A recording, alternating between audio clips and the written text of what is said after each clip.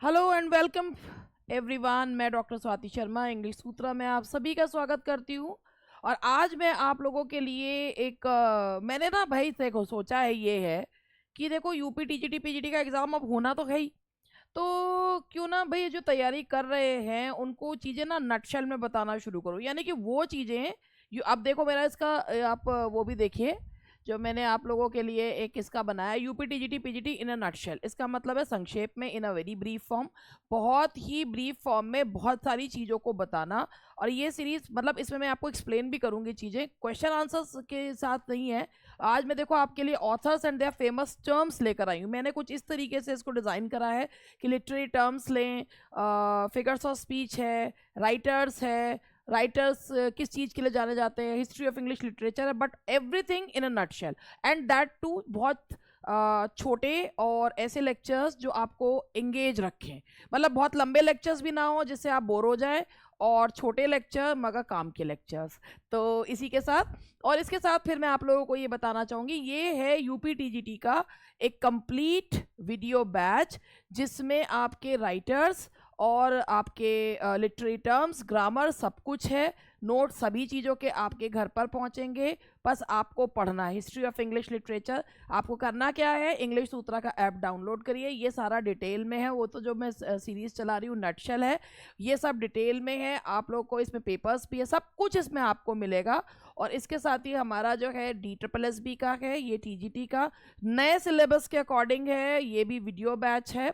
और इसमें जो क्लासेस होती हैं, जैसे अभी तो चल रही हैं क्लासेस, दोनों ही बैचेस में अभी क्लासेस चल रही हैं, तो उनमें जो है, लेकिन लाइव इन बैचेस में नहीं होती हैं। जो ऑलरेडी बैचेस हैं, लाइव क्लासेस इनमें अपलोड हो जाती हैं। तो नई क्लासेस इनमें अपलोड होती जाती हैं और स्टूडेंट्स अपने हिसाब से इनको पढ़ सकते हैं, डाउनलोड कर सकते हैं। बीच में जो है भाई किसी कोई ब्रेक लेना हो, फिर उसके बाद अपना फिर से पढ़ाई करिए, इस तरीके से है। और आपको इनके नोट्स, सारे आपको नोट्स मिलते हैं, सारी चीज़ आपको मिल जाती है। और भाई देखो, एक पढ़ना आपको है, कंटेंट सारा मैं आपको दे रही हूँ। चलिए अब इसी के साथ मैं आप लोगों के लिए स्टार्ट कर रही हूँ UP TGT PGT in a nutshell series 1, and I will try my level best to keep it continued.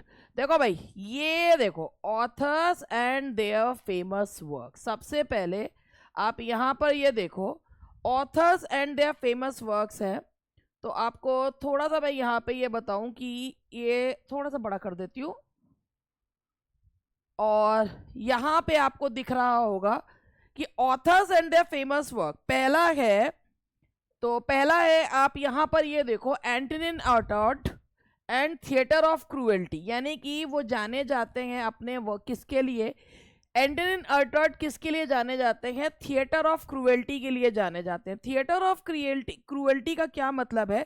Theatre of cruelty जैसे नाम से ही समझ में आता है कि एक वो थिएटर जिसका एम है जो जो ऑडियंस है उसे शॉक करना बाय उन जिसमें जो उनके कैरेक्टर्स होते हैं फेशियल एक्सप्रेशन से बताते हैं अपने कि जो है फेशियल एक्सप्रेशन से उनका पता चलता है। इसमें ना टेक्स्ट पे ध्यान नहीं दिया जाता, इसमें light, sound, facial expression. Aim होता है थिएटर ऑफ क्रूएल्टी का दर्शकों को शॉक करना। The aim of theatre of cruelty is to shock the audience, it doesn't give attention to the text. Antonin Artaud theatre of cruelty, यानी कि Antonin Artaud who gave मतलब who is associated with the term theatre of cruelty, and that is Antonin Artaud. Next term is, यहां से ये देखिएगा, थोड़ा सा इसको मुझे छोटा करना पड़ रहा है, मेरे को इसमें चीजें करवानी पड़ेंगी थोड़ी सी। आपको अगर दिख रहा है एरिस्टोटल, एरिस्टोटल ने अपने पोइटिक्स में पेरिपीथिया और एनाग्नोरिसिस का वर्णन करा। जब उन्होंने ट्रेजेडी की थ्योरी दी है तो उन्होंने इसमें यह बताया है कि पेरिपीथिया एंड एनाग्नोरिसिस, एनाग्नोरिसिस का मतलब होता है रिकॉग्निशन, कि when the hero recognises his fault, और पेरिपीटिया का मतलब होता है कि उसका जो बिल्कुल जो उसका फेट है उसमें 360 डिग्री का जो चेंज होता है उसे पेरिपीटिया कहा जाता है। तो पेरिपीटिया एंड एनाग्नोरिसिस टर्म्स किसके द्वारा दिए गए हैं? एरिस्टोटल के द्वारा, और ये ट्रेजेडी के में। उसके बाद who is called the father of English essay? Bacon. Bacon को कहा जाता है फादर ऑफ इंग्लिश एसे। देखिए एसे जो वर्ड है, एसे जो है वो दिया था फ्रेंच राइटर मॉन्टेन ने। ठीक है जी, मॉन्टेन इज कॉल्ड द मॉन्टेन को कहा जाता है द फादर ऑफ एसे, और बेकन को कहा जाता है फादर ऑफ इंग्लिश एसे। उन्होंने बेकन बेसिकली जाने जाते थे अपने एफरिस्टिक स्टाइल के लिए। He was known for his aphoristic style. Aphoristic style का मतलब होता है कम शब्दों में ज्यादा बात कह देना। ऐसे जो वर्ड है ऐसे से लिया गया, ऐसे, इसका मतलब होता है टू अटेम्प्ट, कोई काम करना। ठीक है, essay. तो father of English essay is Bacon and father of essay is Montaigne. Browning Victorian age के राइटर जाने जाते हैं अपने ड्रामेटिक मोनोलॉग्स के लिए। ड्रामेटिक मोनोलॉग क्या होता है? जिसमें एक इमेजिनरी स्पीकर इमेजिनरी ऑडियंस को संबोधित करता है और ड्रामा वाली क्वालिटीज होती हैं। इमेजिनरी स्पीकर इमेजिनरी ऑडियंस, इस ड्रामेटिक मोनोलॉग में और ड्रामेटिक लिरिक में फर्क होता है। ड्रामेटिक मोनोलॉग में पोएट की पर्सनैलिटी नहीं दिखती, लेकिन ड्रामेटिक लिरिक में पोएट की पर्सनैलिटी दिखती है। दैट इज वाई टिंटन एबे इज अ ड्रामेटिक लिरिक, और जो आपका माय लास्ट डचेस है that is a dramatic monologue. Now the next one is Coleridge. Coleridge का है willing suspension of disbelief. Coleridge ने ये टर्म दिया था विलिंग सस्पेंशन ऑफ डिसबिलीफ, जिसका मतलब होता है कि जब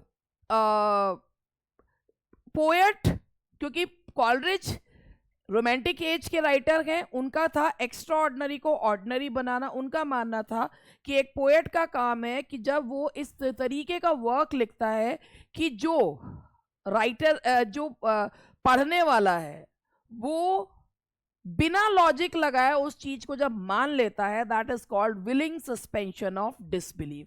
तो this term was given by Coleridge.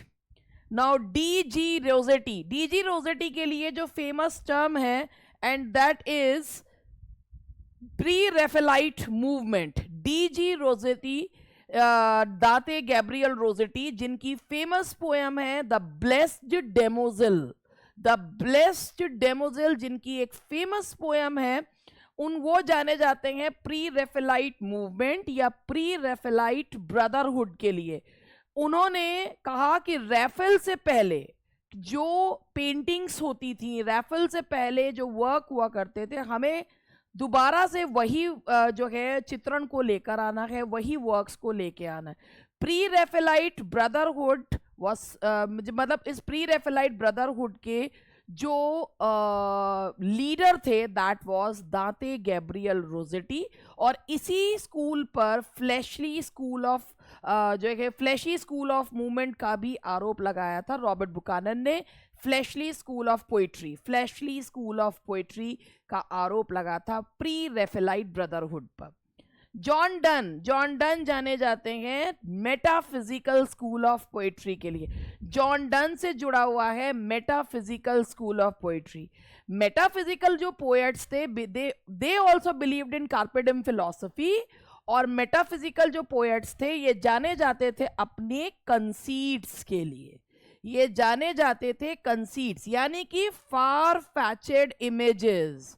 ये जाने जाते थे अपनी फार फैचेड इमेजेस, यानी कि ये ऐसे कंपैरिजंस करते थे जिनका बहुत दूर दूर तक कोई लेना देना नहीं होता था।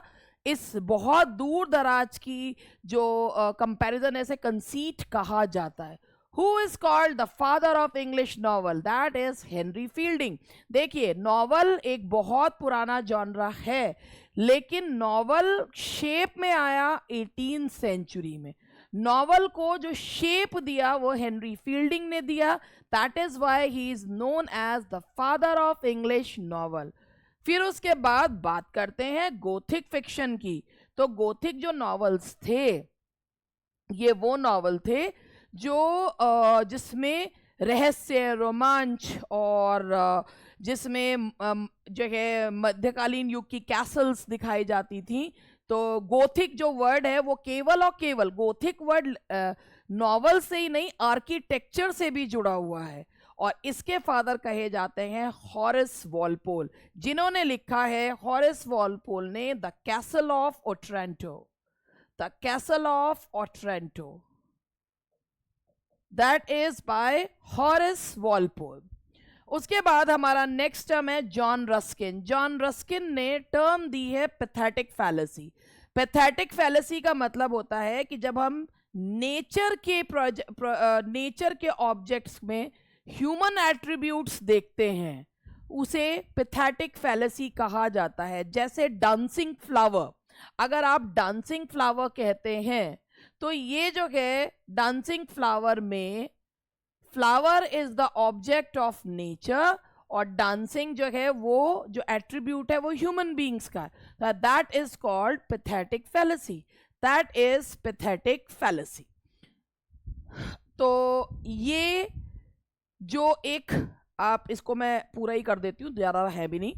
कीट्स जाने जाते हैं नेगेटिव कैपेबिलिटी के लिए, यानी कि ये जो टर्म है नेगेटिव कैपेबिलिटी का, ये कीट्स के द्वारा दिया गया है।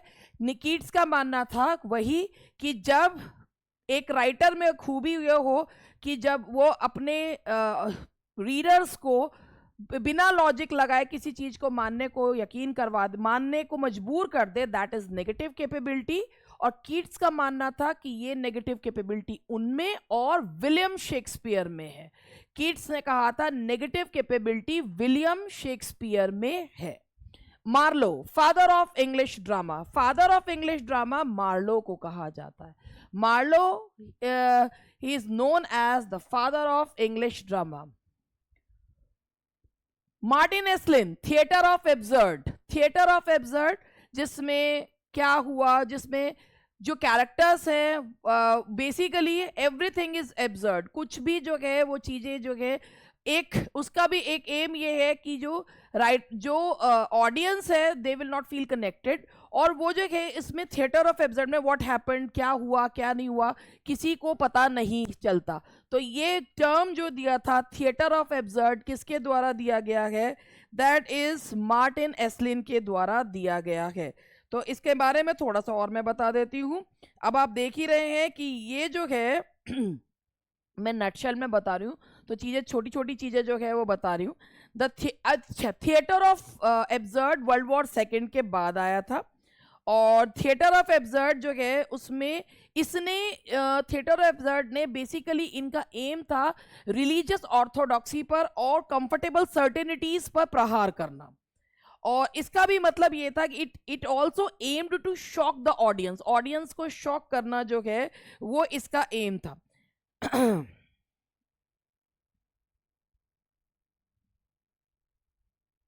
और अगर हम थिएटर ऑफ एब्सर्ड की बात करें तो इसका बहुत ही बढ़िया एग्जाम्पल है, and that is waiting for Godot. Waiting for Godot is an example of theatre of absurd. Matthew Arnold ने टचस्टोन मेथड दिया। उनका यह मानना था कि उन्होंने कुछ जो पैसेजेस थे वो विभिन्न राइटर्स के इकट्ठे करे, जैसे चॉसर है, शेक्सपियर है, उन्होंने उनके विभिन्न पैसेजेस को इकट्ठा किया। उन्होंने ये माना कि अगर किसी भी राइटर का वर्क इस कसौटी पर खरा उतरता है तो वो वर्क कहलाने लायक है, अदरवाइज नहीं। तो touchstone method was given by Matthew Arnold. Next is Nicholas Rowe ने टर्म दिया है शी ट्रेजेडीज।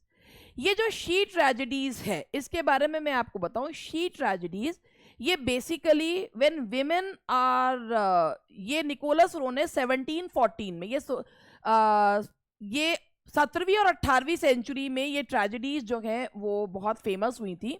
और ये जो टर्म है ना पैथेटिक ट्रेजेडी या शी ट्रेजेडी, ये निकोलस रो ने सबसे पहले यूज किया था।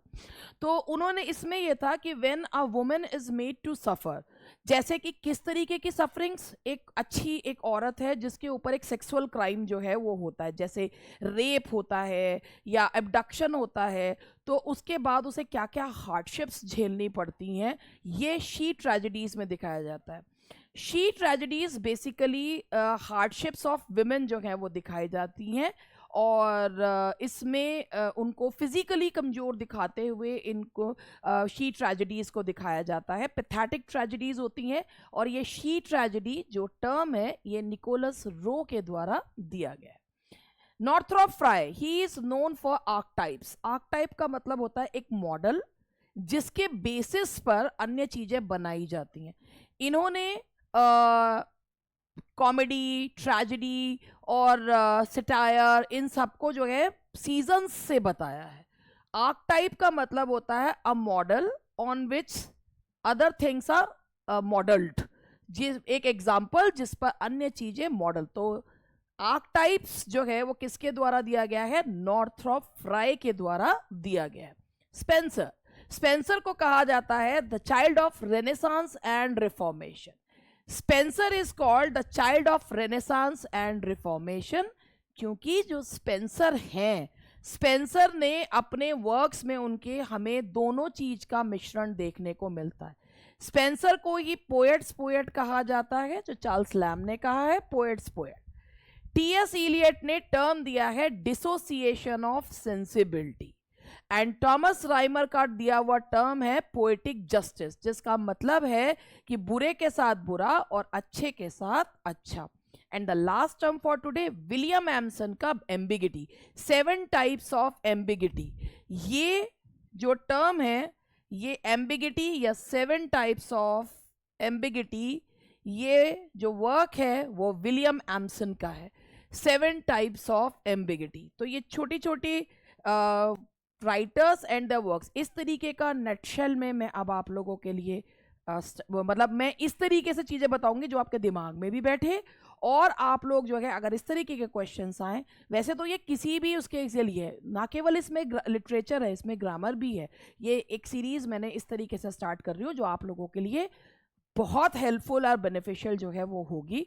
तो देखते रहिए और पढ़ते रहिए, और अब इंग्लिश सूत्रा के बारे में औरों को भी बताइए, जिससे कि औरों को भी जो है पढ़ने का, अगर उन्हें अच्छा लगे तो उनको भी मौका मिले, अगर आप चाहें तो। Bye bye.